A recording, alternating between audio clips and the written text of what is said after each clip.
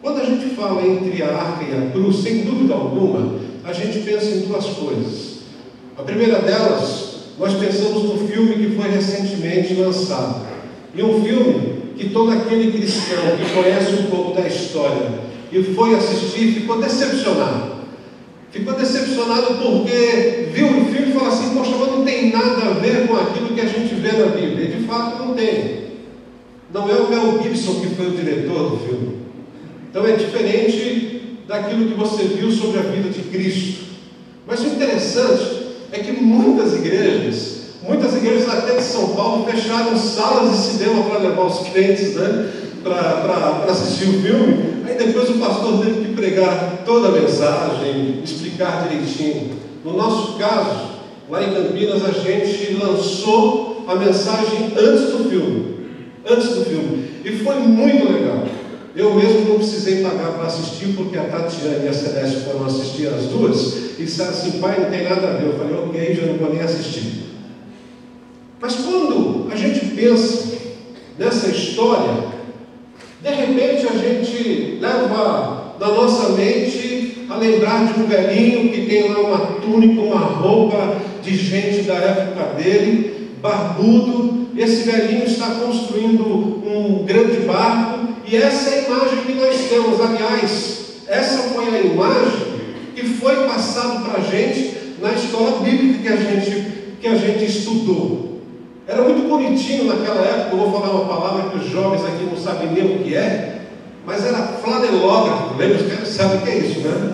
Aqueles que estão dizendo assim sabem o que é isso.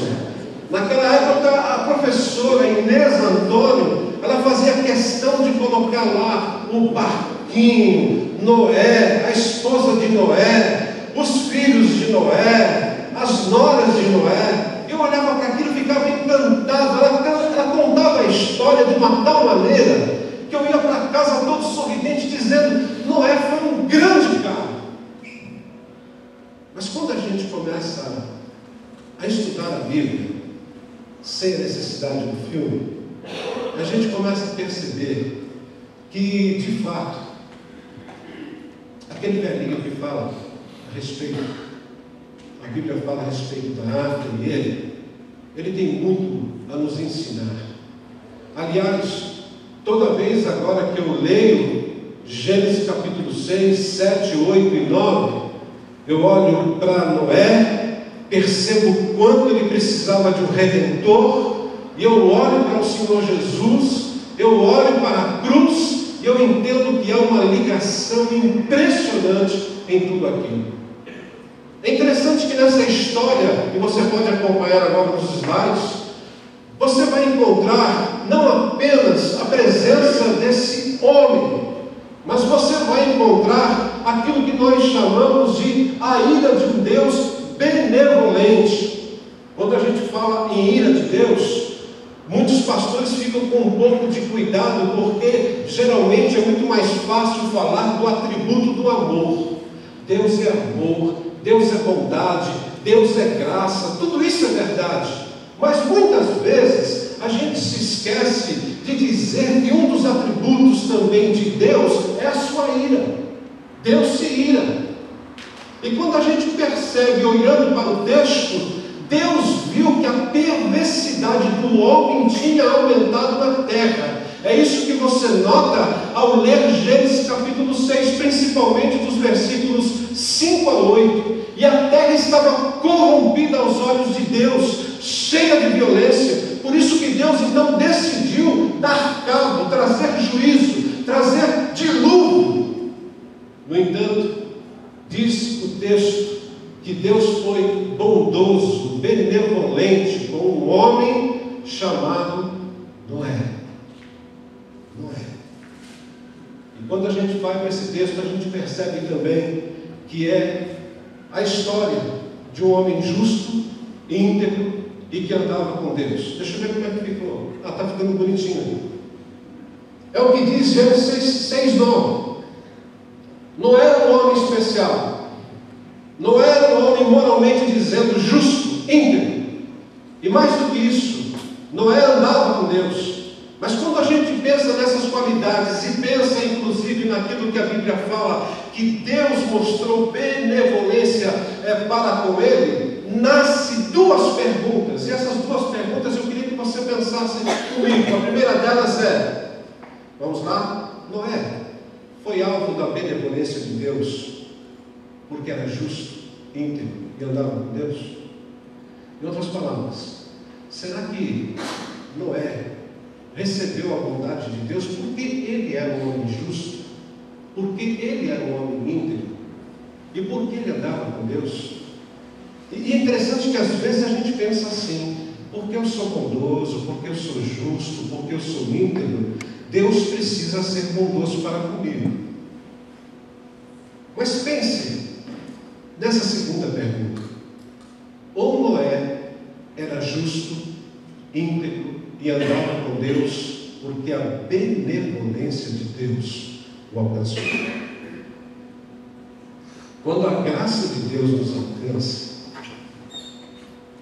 quando a misericórdia de Deus vem sobre nós, de verdade, Deus jamais se permite deixar-nos como éramos. É por isso que a graça de Deus, ela de fato transforma, ela santifica, ela muda. Quando a gente vai para esse texto sobre a história de Noé, a gente percebe também que Noé, ele viveu aquilo que nós entendemos como um novo começo, porque depois do dilúvio, você vê Deus se dirigindo para ele, dizendo: Noé, sai da arca você e sua família. É interessante que este novo começo na vida de Noé é um paralelo interessante com aquilo que aconteceu na ressurreição de Cristo. Porque a partir do momento que Noé saiu da arca, ele tem a oportunidade, junto com a sua família, de viver um novo começo. A partir do momento da morte e da ressurreição do Senhor Jesus, nós temos também a oportunidade, se ao ouvirmos a mensagem do Evangelho, ao compreendermos a mensagem do Evangelho e nos rendermos à mensagem do Evangelho, nós temos também a oportunidade de um novo começo. Mas eu quero hoje falar com vocês a respeito da renovação da missão. Porque quando eu trabalhar com vocês aqui a questão da história de Noé, é preciso que fique bem claro para a gente, é que Deus estava trabalhando na vida desse homem. E trabalhando, digo eu, da mesma forma que Deus está trabalhando na minha e na sua vida. A vida de Noé é um grande exemplo para nós. Por quê? Porque esse homem viveu tantas situações que ele precisava ser renovado a fim de poder continuar a missão que Deus tinha para ele. E nesse sentido eu posso mostrar para você, por exemplo, isso daqui, quer dizer, isso aí eu vi lá no Facebook de vocês, né? Muito bonitinho. O que eu quero dizer para vocês: você já sentiu medo na sua vida? Já sentiu medo? Você já enfrentou algo que marcou profundamente a sua vida? Algo que o deixou sem chão?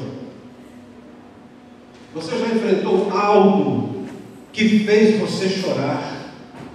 Algo que tirou completamente o seu sono?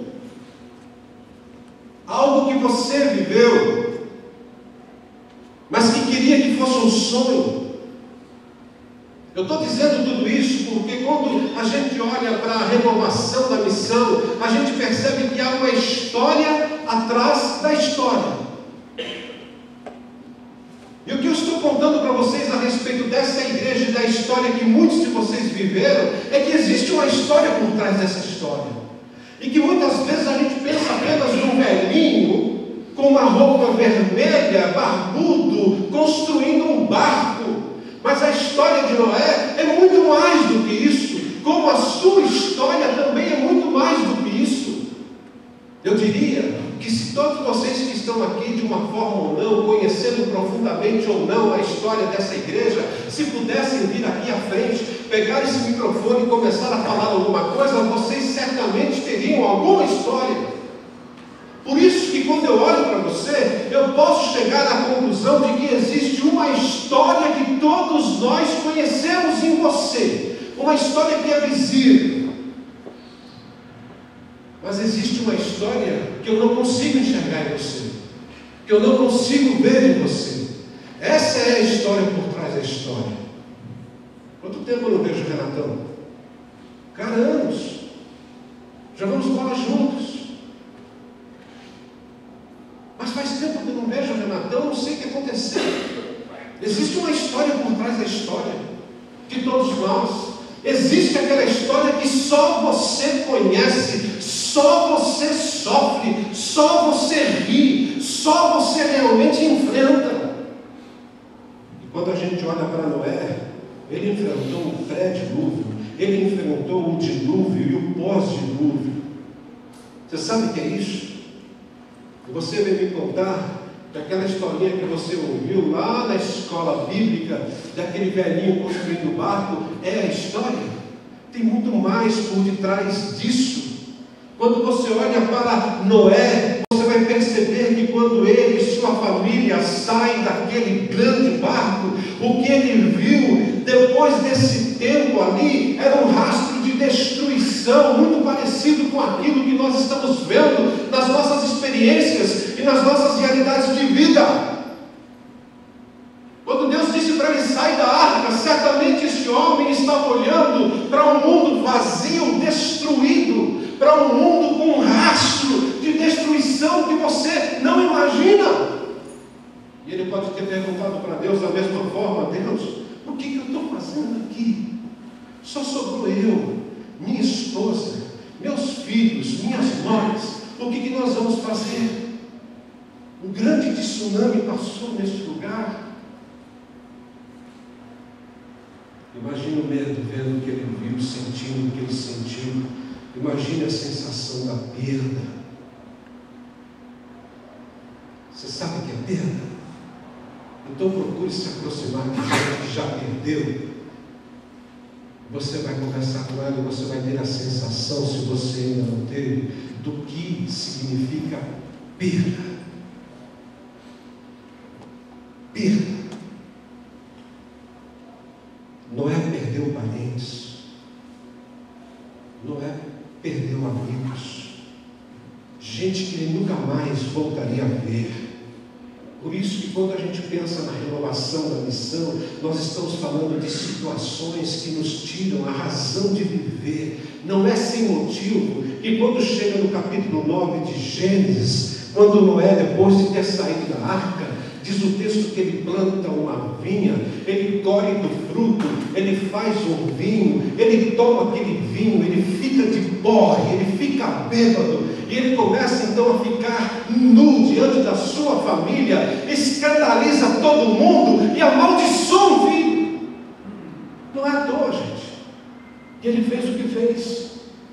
É porque ele estava passando por situações que muitas vezes nós passamos, e a gente quer, na verdade, ficar dentro de um buraco e ficar ali dentro porque a gente não tem mais esperança de nada.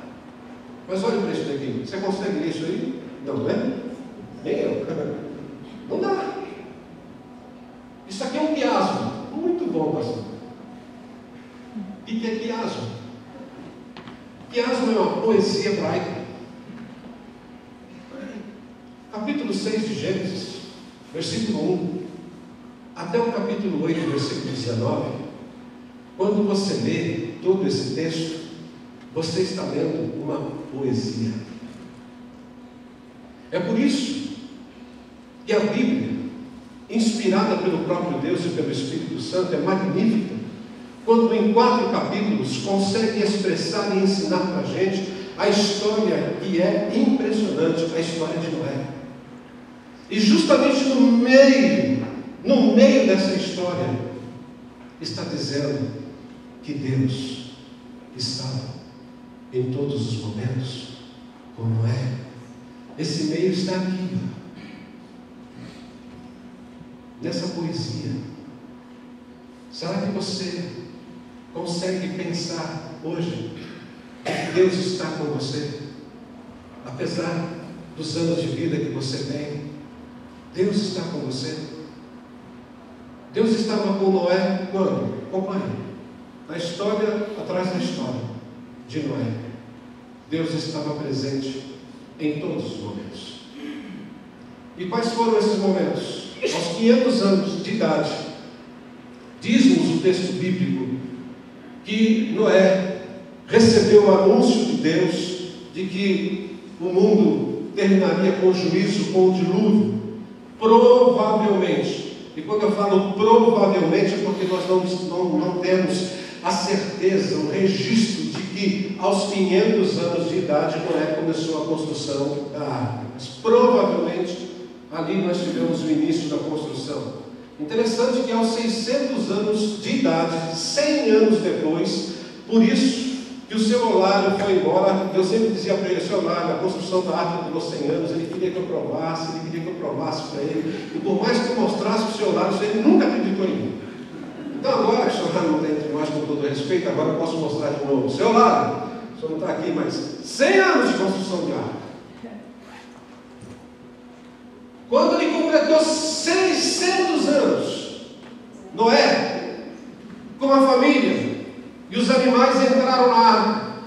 Agora o que muita gente não sabe, porque muita gente quando lê o texto, só fica ali pensando que o dilúvio durou 40 dias e 40 noites, e depois acabou e Noé saiu da arca. Não! Aos 601 anos, terminou o dilúvio, diz o texto, e aí está registrado, todos saem da arca. Deus então faz uma aliança. É por isso que nós estamos falando sobre renovação da missão, porque Deus fez uma aliança com Noé quando ele tinha 601 anos de idade. Interessante, Noé morreu com 950 anos, e ali, a partir dessa morte, a partir desse momento, nós temos o início de um novo fim. Porque se o primeiro juízo de Deus veio com o dilúvio, agora nós estamos aguardando o segundo juízo de Deus. E o interessante é que quando nós pensamos nessa história, atrás da história, nós vamos perceber que Deus, conforme diz 1 de Pedro 3,20, que Deus esperou com paciência a obediência das pessoas enquanto Noé construía a arca. Gente, há uma história por trás dessa história. Isso não está registrado em Gênesis. Mas Pedro falou isso na sua primeira carta, que Deus foi paciente durante todo esse tempo que Noé estava construindo a arca. 2 de Pedro 2,5 diz que Noé era um pregador da justiça. Pregador? Será que alguém que está aqui sabia que Noé foi um pregador?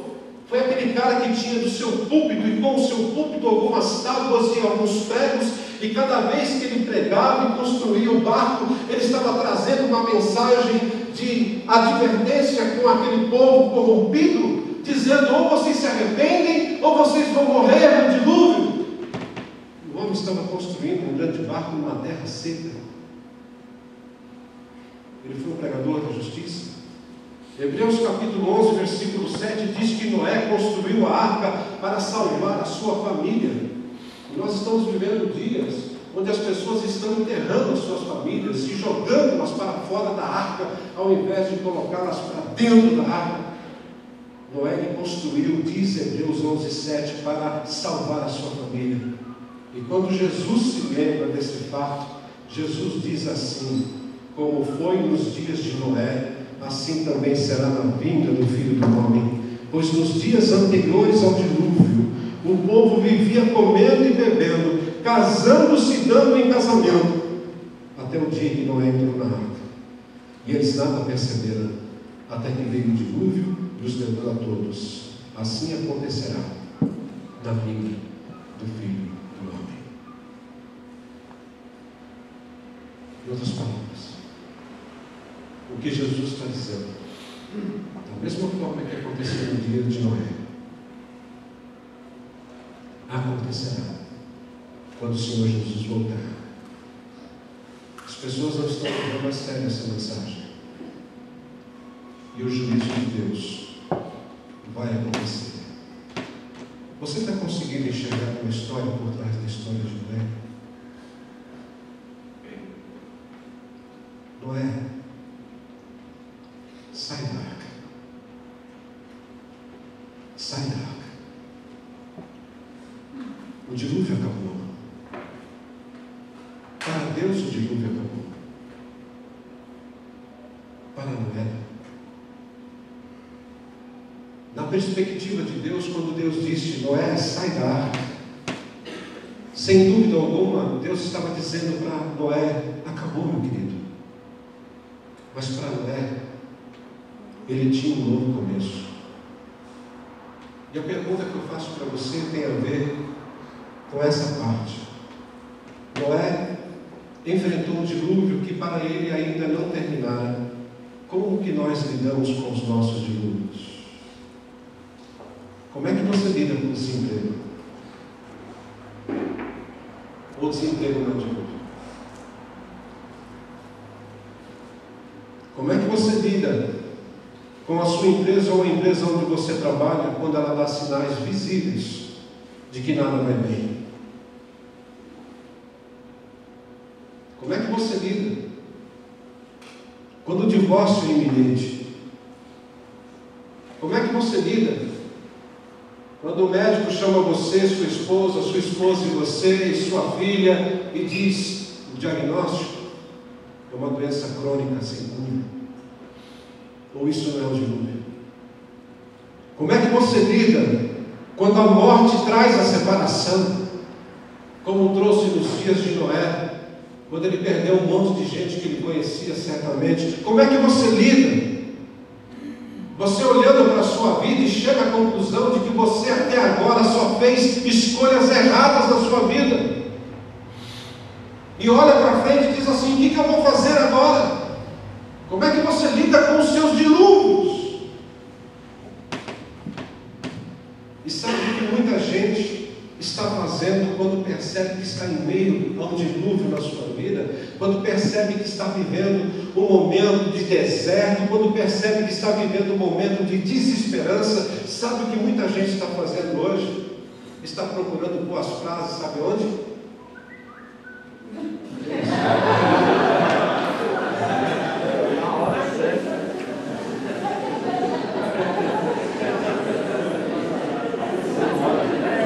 Facebook. Eu choro tanto quando eu leio o Facebook. Tem tanta frase bonita lá. Desculpe se você gosta disso, mas um dos motivos pelos quais eu parei com o Facebook e pretendo retornar logo foi porque eu vi um monte de crente colocando frase de gente que não tem nada a ver.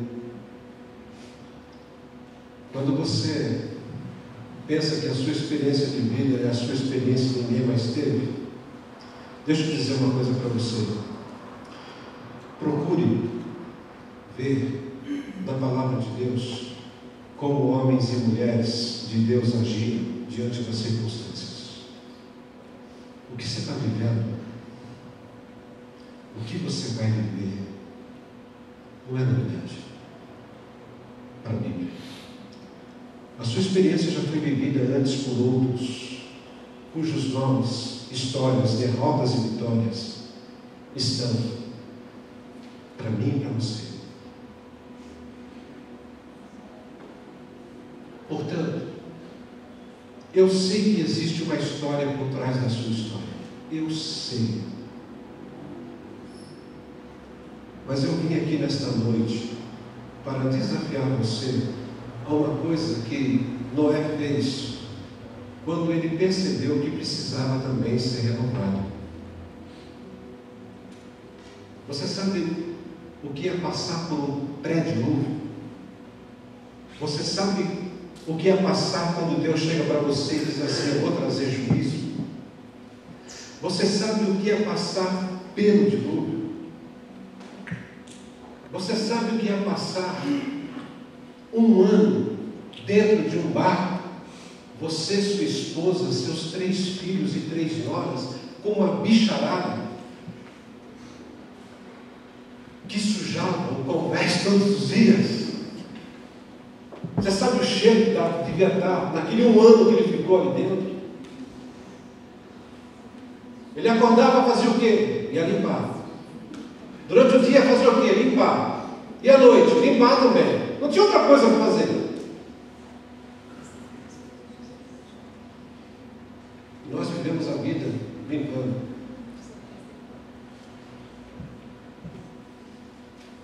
Quando Noé saiu da arca, ele adorou o Senhor. Isso para mim é tremendo.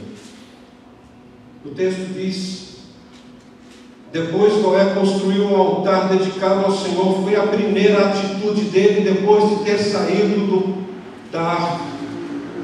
Tomando alguns animais e aves puros, ele ofereceu-os como holocausto, queimando-os sobre o altar. Ele tinha acabado de sair da arca. Aí você pode dizer para mim assim: mas será que foi imediatamente? Eu não sei. Mas o Quiasmo deixou muito claro para nós, a poesia hebraica, que a primeira atitude, que o primeiro ato registrado dele, depois que saiu, foi adorar ao Senhor.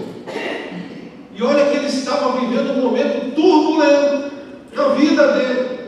Mas mesmo assim ele encontrou condições ainda para adorar a Deus. Ele precisava recomeçar e Deus estava dando a oportunidade. É interessante como alguns homens e mulheres ainda conseguem agir dessa forma após terem enfrentado um dilúvio na vida. É impressionante como você vai encontrar gente enfrentando situações as mais adversas possíveis e ainda assim se ajoelha e ora. Há uma outra história que a Bíblia diz, que é a história de Jó. E se você quiser saber como que aconteceu isso, basta você ler o primeiro capítulo de Jó, versículos 13 até o 22, e você perceberá o que aconteceu na vida deste homem.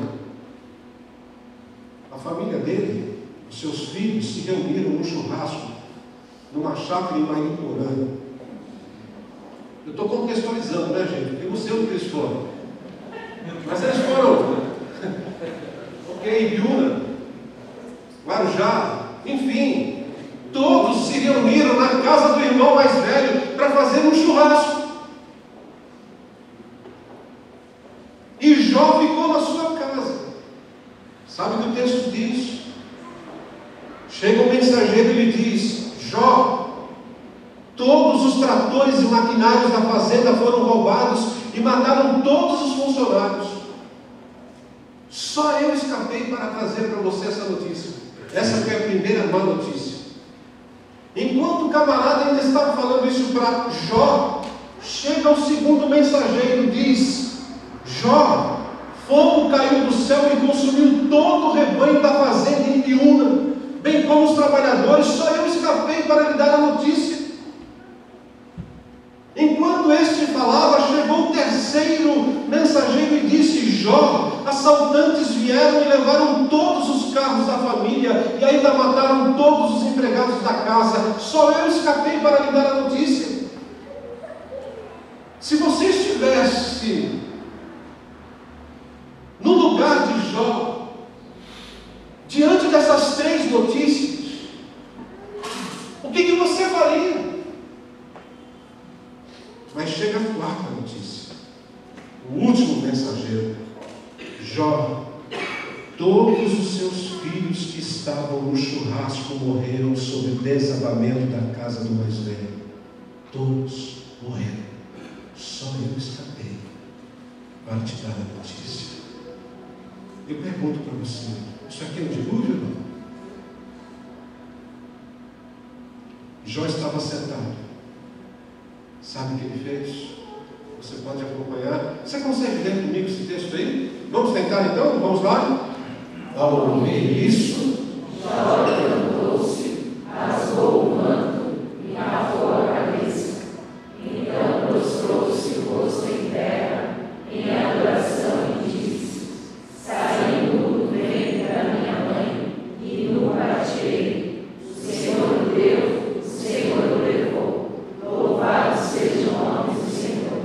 Em tudo isso, Jó não negou e não culpou a Deus em coisa alguma.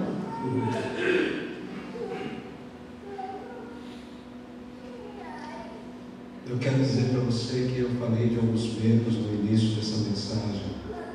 E eu pergunto para você, você tem medo de acontecer essas coisas com você? Gente, eu morro de medo. Nós temos esse medo.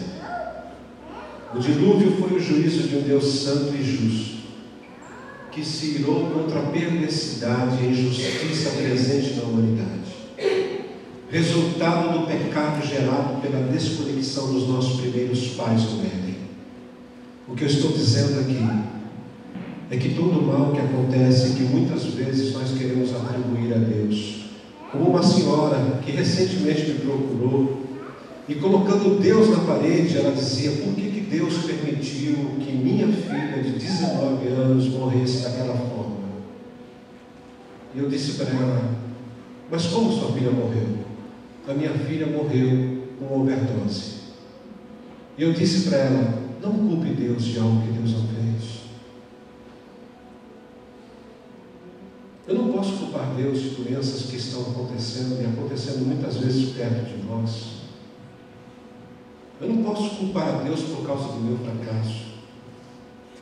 Eu quero dizer para vocês que a Bíblia diz que os nossos primeiros pais fizeram uma opção, e a opção deles foi que eles queriam viver independente de Deus, eles se desconectaram de Deus. Quando você lê Gênesis, nas suas primeiras páginas, você vê o primeiro casal, Adão e Eva, agirem de forma leviana. Quando entrou o pecado no mundo, e o pecado trouxe todo esse tipo de problema que nós, eu e você, enfrentamos hoje.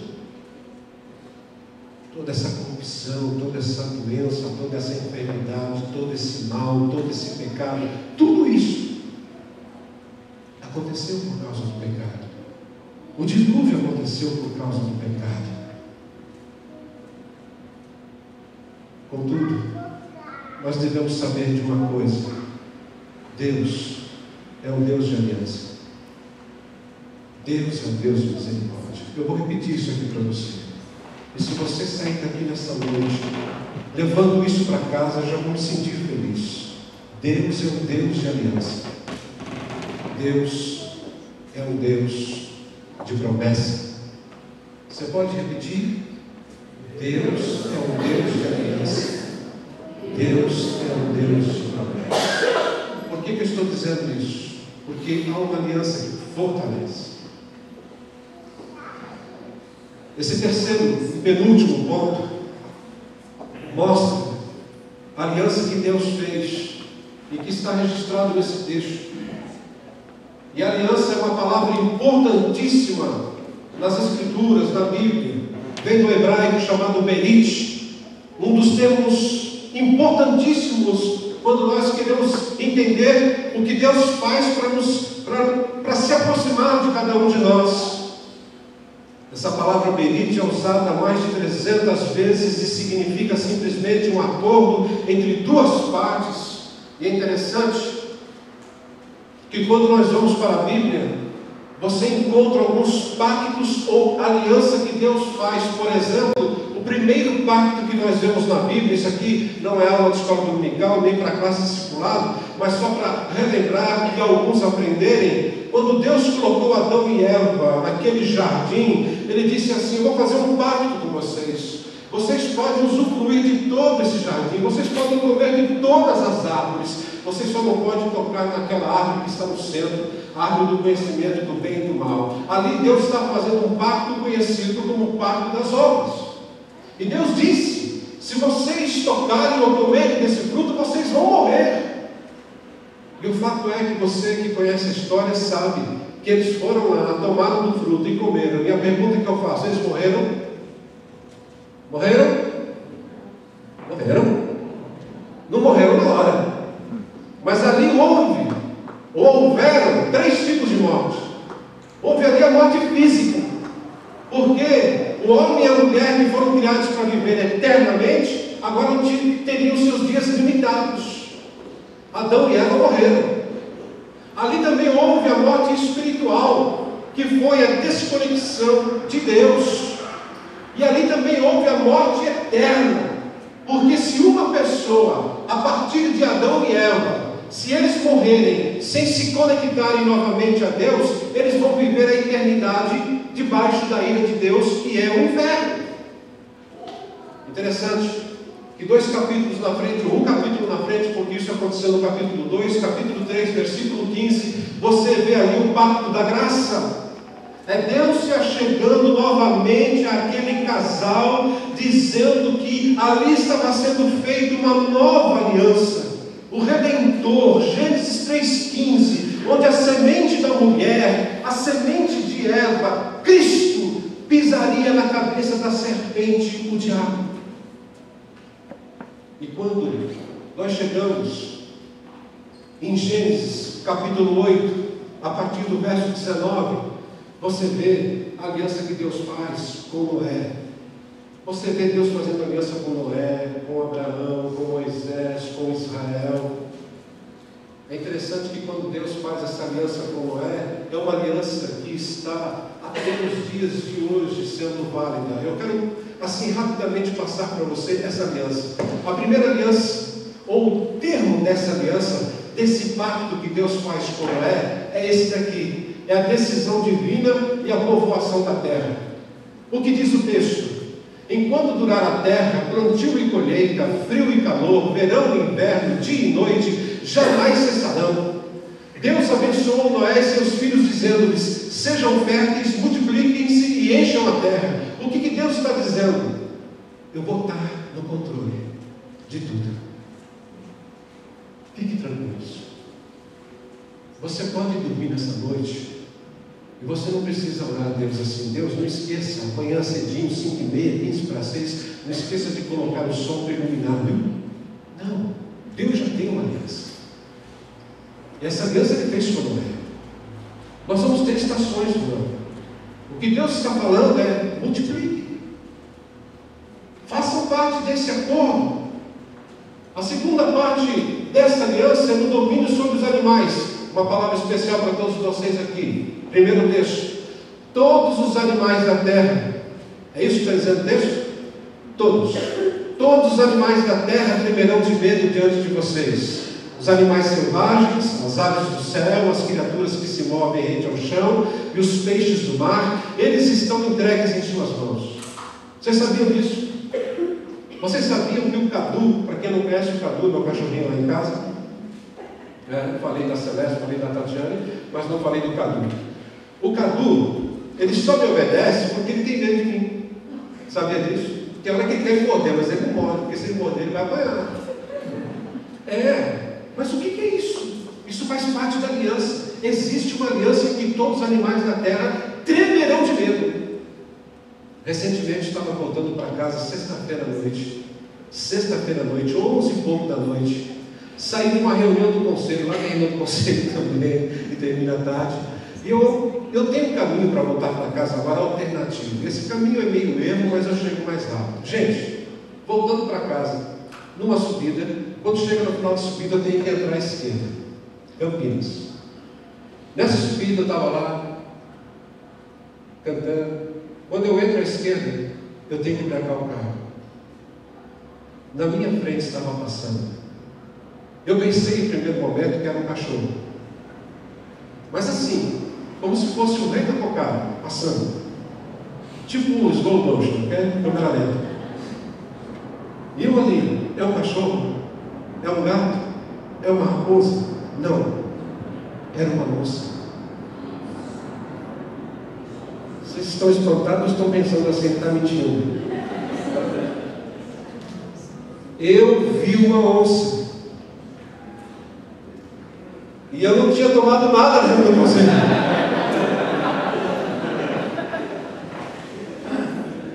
A pergunta é: quem iria acreditar que eu vi uma onça?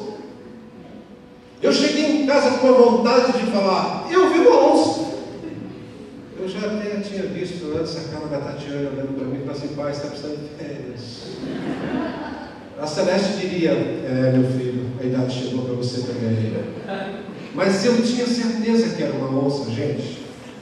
Aí eu fui para o Google. Quando você não sabe alguma coisa desse tipo, vai para o Google.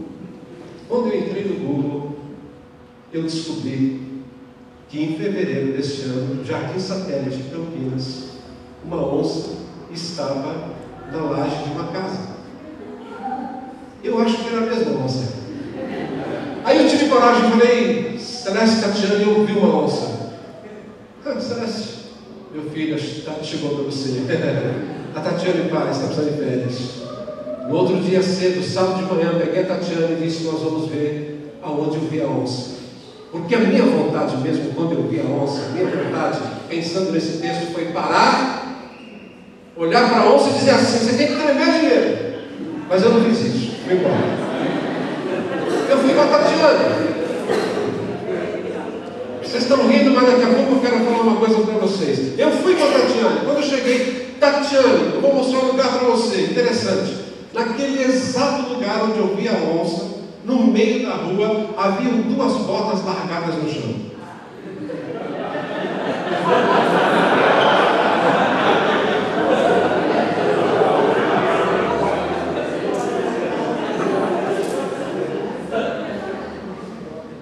Eu falei para minha filha: vamos descer do carro. Ela falou: não, pai. Você não está acreditando em mim? Aí nós ficamos no carro, por causa dela, não por minha causa, porque eu sou cheio de coragem. Aí eu falei assim: aqui está a prova. O sujeito viu a onça também, só subiu a bota. No final de semana eu fui pregar na igreja. Eu fui pregar esse negócio. Você acha que eu não ia falar sobre esse assunto? Eu disse para vocês: 1.200 pessoas iam ouvir essa história. Quando eu estava terminando no Cambuí o culto, que é o último culto da Chácara Primavera, quem é que estava lá no hotel? Não!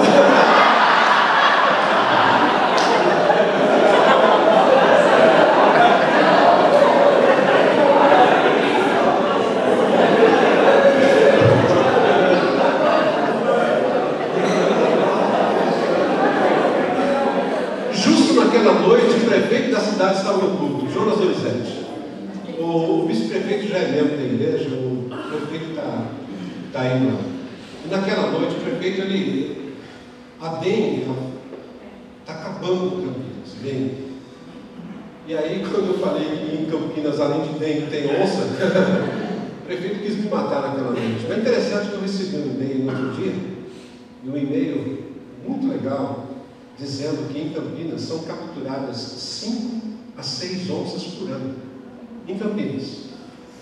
E sábado retrasado, não ontem, sábado retrasado, eu estava percorrendo o mesmo caminho, porque eu e Tatiana, todas as vezes, vamos pelo mesmo caminho tentando achar a onça. Aliás, em Ribeirão Preto, essa semana, para quem não sabe, em Ribeirão Preto acharam uma onça numa praça e foi 3 horas para capturar em Ribeirão Preto. E aí, eu estava passando com a Tatiana, uma cobra de 1,5 metro estava passando no mesmo lugar. Quer dizer, você quer visitar minha casa lá em Campinas? Não?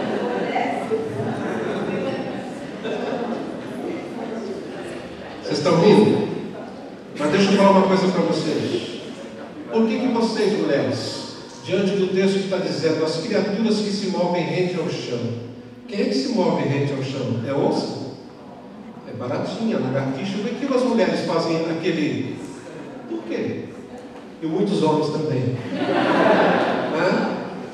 O que a gente tem que perceber, uma coisa interessante, lógico, não vá no zoológico diante disso e entrar na jaula de um animal desse selvagem. Mas existe uma aliança. E nessa aliança, Deus disse que os animais, eles vão ter que respeitar você, eles vão tremer de medo. Na alimentação, olha o que diz o texto: tudo que vive e se move servirá de alimento para vocês. Assim como lhes dei os vegetais, agora lhes dou todas as coisas. Mas não comam carne com sangue, que é vida. Para que Deus está falando isso? Deus está falando isso porque antes do dilúvio, todos eram vegetarianos, não se comia carne. Depois do dilúvio, que bênção! Você pode comer uma picanha. Na preservação da vida, O texto diz: a todo aquele que derramar sangue, tanto homem como animal, pedirei contas. A cada um pedirei contas da vida do seu próximo. Quem derramar sangue do homem pelo homem, seu sangue será derramado, porque a imagem de Deus foi o homem criado. Aqui, esse texto está falando para preservar realmente a vida, porque nós vivemos dias onde assassinatos, homicídios, outras coisas mais, gente, acontecem toda hora. E a preservação da vida está nessa aliança que Deus fez com Noé. E aí você vê a conclusão da aliança, eu vou ler rapidamente, diz assim: mas vocês sejam férteis e multipliquem-se, espalhem-se pela terra e proliferem nela. Então disse Deus a Noé e a seus filhos que estavam com ele: vou estabelecer a minha aliança com vocês e com os seus futuros descendentes, e com todo ser vivo que está com vocês, as aves, os rebanhos domésticos, os animais selvagens, todos os que saíam da arca com vocês, todos os seres vivos da terra. Estabeleço uma aliança com vocês. Nunca mais será ceifada nenhuma forma de vida pelas águas de um dilúvio. Olha isso. Nunca mais o mundo terminará em dilúvio. Isso é promessa de Deus. Nunca mais haverá dilúvio para destruir a terra. E finalmente, Deus prosseguiu dizendo: este é o sinal da aliança que eu estou fazendo entre mim e vocês e com todos os seres vivos que estão com vocês para todas as gerações futuras. O meu arco que coloquei nas nuvens será o sinal da minha aliança com a terra. Portanto, todas as vezes que você vê o arco da aliança, conhecido por muitos como arco-íris, é isso? Toda vez que você vê isso daí, você vê ali Deus estabelecendo aquilo que é a aliança conosco.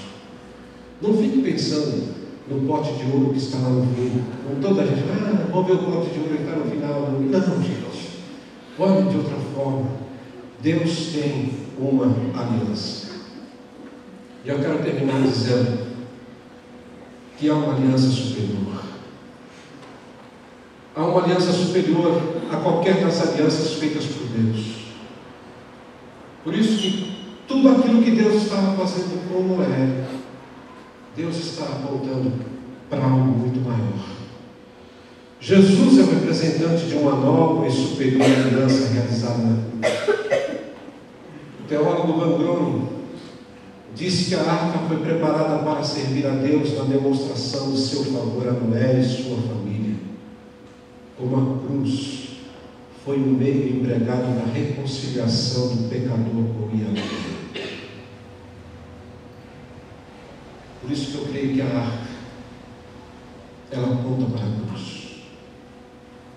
Deus abençoou Noé e seus filhos. Noé e seus filhos representam todos aqueles que estão sob a nova aliança. Por isso que quando nós participamos da ceia do Senhor, geralmente é lido o texto: essa é a nova aliança do meu sangue, diz o Senhor Jesus. E com isso eu quero dizer para vocês que o Deus santo, santo e santo, justo e justo, Deus sabe que não há nenhum justo. Deus sabe que não há nenhum sequer. Deixa eu dizer isso, que fique muito claro para mim e para você. Deus sabe que todos pecaram. Deus sabe que eu pequei e que mereço por isso o juízo de Deus. Deus sabe que nenhuma das obras que nós fazemos, nenhuma delas pode nos reconectar a Ele. Por isso que Deus preparou um substituto para receber toda a sua ira. E este substituto foi o seu próprio Filho, foi Jesus. Portanto, na cruz, Jesus experimentou todo o lixo da humanidade chamado pecado. É como alguém que disse para mim: mas eu sou tão bom, eu faço tantas obras. E uma vez eu me lembro que o César pregou aqui, baseado em Isaías, que as nossas melhores obras são como um trapo de imundície diante de Deus. Nossas obras não podem nos reconectar a Deus. Por isso que nós precisamos da cruz. Por isso que nós precisamos ir desesperadamente à cruz.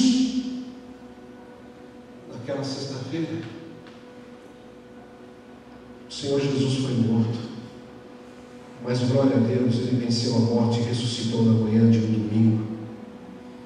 E Ele nos convida a refletir sobre essa aliança. Ele nos convida a compreender esse amor e se render para viver uma nova história. Que maravilhoso conforto há nas alianças. As alianças de Deus, elas permitem você saber exatamente onde você está, onde Deus está e onde você estará na eternidade. Por isso, não tente negociar o seu acordo com Deus, não tente colocar um acordo, porque quem faz aliança é Deus. Muitas pessoas encarando a ira eterna de Deus porque estão querendo colocar algum tipo de acordo. Os termos que Deus coloca para a paz são muito claros, e eles estão na cruz. Sim, na cruz de Cristo, que é a aliança superior. Eu quero convidar você para refletir e praticar com apenas 3 palavras.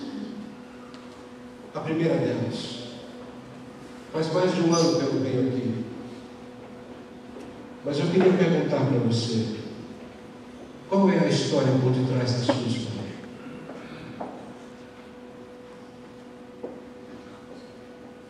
A história que eu vejo, que eu sei de você, é a história que eu vejo. Mas tem uma história que eu não sei, que só você sabe. Muitos aqui conheciam Noé apenas como o velhinho que construiu um grande barco. E eu mostrei para vocês que aquele velhinho era um pregador, que aquele velhinho salvou a sua família, que aquele velhinho realmente trabalhou do lado de Deus, que esperou pacientemente as pessoas se arrependerem, e que Jesus disse que se nós não tomarmos cuidado da mesma coisa que aconteceu no dilúvio, vai acontecer com aqueles que não tomarem cuidado com a sua própria história. Qual é a história por detrás da sua história? O que está realmente atrapalhando você de recomeçar uma missão? A segunda pergunta: mesmo não havendo respostas para alguns dilúvios da vida, você crê que Deus está no controle de tudo? Você crê? Não é? Eu estou no controle de tudo. Eu estava ouvindo o pessoal cantando aqui, o pessoal que eu conheço há tanto tempo, e fazia muito tempo que eu não via, mas tem uma música, eu não conheço essa cantora, eu acho que ela nunca vai cantar aqui. A música que ela canta não é bem a música que eu gosto, muitos de vocês gostam, mas esta música que ela canta, e o nome dela é Laurette, eu queria que você ouvisse a letra. Ela diz assim: às vezes o propósito de Deus não é do jeito que a gente espera. Às vezes Ele nos permite até chorar e ter que enfrentar a guerra. A gente só precisa entender: Deus prova aqueles que são escolhidos. Não pense que Ele não te ama, mas é que Ele tem um propósito contigo. Deus, diz a música, pode permitir o choro, mas depois consola. Pode permitir a dor, mas depois Ele cura. Pode permitir a prova, mas a recompensa chega no final. Deus pode permitir a queda, mas depois levanta.